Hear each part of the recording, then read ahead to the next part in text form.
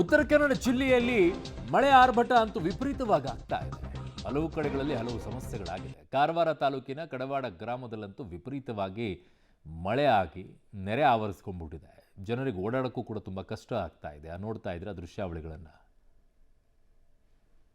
ಜಿಲ್ಲೆಯಲ್ಲಿ ಇಂದು ಕೂಡ ಮಳೆ ಮುಂದುವರೆದಿರುವಂಥದ್ದು. ಆದರೆ ತಗ್ಗು ಪ್ರದೇಶದಲ್ಲಿ ಹೆಚ್ಚಿನ ಪ್ರಮಾಣದಲ್ಲಿ ನೀರು ನಿಲ್ತಾ ಇದೆ. ಬಹಳಷ್ಟು ಅನಾನುಕೂಲಗಳು ಸ್ಥಳೀಯ ಜನರಿಗೆ ಆಗ್ತಾ ಇರೋವಂಥದ್ದು.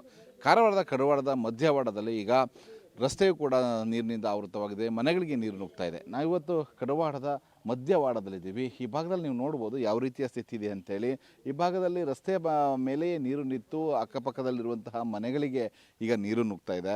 ಈ ಭಾಗದಲ್ಲಿ ಏನು ರಸ್ತೆ ಹಿಂದೆ ಇತ್ತು, ಆ ರಸ್ತೆ ಭಾಗದಲ್ಲಿಯೇ ಈಗ ಕೆಲವು ಖಾಸಗಿ ವ್ಯಕ್ತಿಗಳು ತಮ್ಮ ಮನೆಯ ಪಕ್ಕದಲ್ಲಿರುವಂಥ ರಸ್ತೆಯನ್ನು ಬಂದ್ ಮಾಡಿರುವಂಥದ್ದು.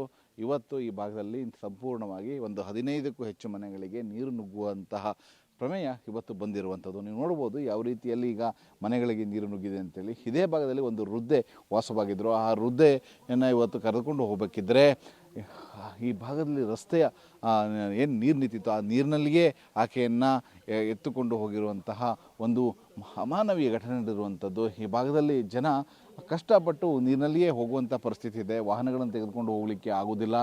ಎಲ್ಲವೂ ಕೂಡ ಇಡೀ ರಸ್ತೆಯ ಮೇಲ್ಗಡೆ ನಿಂತಿದ್ದರಿಂದ ಜನ ಸಂಕಷ್ಟವನ್ನು ಅನುಭವಿಸ್ತಾ ಇದ್ದಾರೆ. ನೀವು ನೋಡ್ಬೋದು ಈ ಭಾಗದಲ್ಲಿ ಮನೆಯಲ್ಲಿರುವಂಥ ಜನಗಳು ಯಾವ ರೀತಿಯಲ್ಲಿ ಓಡಾಡಬೇಕು ಅಂತಂದರೂ ಕೂಡ ಈಗ ಆಗ್ತಾ ಇಲ್ಲ.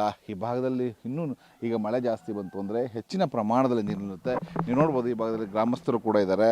ನಾವು ಆ ಭಾಗದಲ್ಲಿಯೂ ಕೂಡ ತೋರಿಸ್ತೀನಿ. ಯಾಕಂದರೆ ಸುಮಾರು ಒಂದು ಸುತ್ತಮುತ್ತ ಒಂದು ಅರ್ಧ ಕಿಲೋಮೀಟ್ರ್ ಭಾಗದಲ್ಲಿ ಕೂಡ ಆಸುಪಾಸಿನಲ್ಲಿ ಈಗ ನೀರು ನಿಲ್ತಾ ಇರುವಂಥದ್ದು. ಇದರಿಂದ ಸಾಕಷ್ಟು ಸಮಸ್ಯೆಗಳನ್ನು ಇಲ್ಲಿನ ಜನರು ಅನುಭವಿಸ್ತಾ ಇದ್ದಾರೆ. ಸುಮಾರು 15 ಮನೆಗಳಿದ್ದಾವೆ.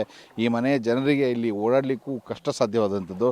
ಇನ್ನು ಗ್ರಾಮಸ್ಥರನ್ನು ಕೂಡ ನಾನು ಮಾತಾಡಿಸ್ತೀನಿ. ಏನು ಸಮಸ್ಯೆ ಇದೆ ಅಂತ ಕೇಳೋಣ. ಸರ್, ಏನೇನು ಸಮಸ್ಯೆ ಇದೆ ಇಲ್ಲಿ? ನನಗೆ ಈಗ ಸುಮಾರು 45 ವರ್ಷ ಆಯಿತು. ಮೊದಲಿಂದ ಇಲ್ಲಿ ಎಲ್ಲರೂ ಕಂಪೌಂಡಿಂದ ನೀರು ಬರ್ತದೆ. ಮೊದಲಿಂದ ಸರಿ ಸಮಾನಾಗಿ ಹೋಗ್ತಿತ್ತು. ಇಲ್ಲಿಂದ ಹೋಗಿ ಗದ್ದೆಯಿಂದ ನದಿಗೆ ಹೋಗ್ತಿತ್ತು. ಆದರೆ ಈಗೇನಾಗಿದೆ, ಅವರು ವೈಯಕ್ತಿಕ ಜಗಳ ಮಾಡ್ಕೊಂಡು ಅವರು ಅಲ್ಲಿ ಮಧ್ಯದಲ್ಲಿ ರಸ್ತೆ ಅಡ್ಡ ಕಟ್ಟಿದ್ದಾರೆ. ರಸ್ತೆ ಅಡ್ಡ ಕಟ್ಟಿದ್ದರಿಂದ ಈಗ ಮಳೆಯಿಂದ ನೀರಂತೂ ಫುಲ್ ತುಂಬಿಬಿಟ್ಟಿದೆ. ನೀವು ನೋಡಿದ್ದೀರಿ. ಮತ್ತೇನಾಗಿದೆ,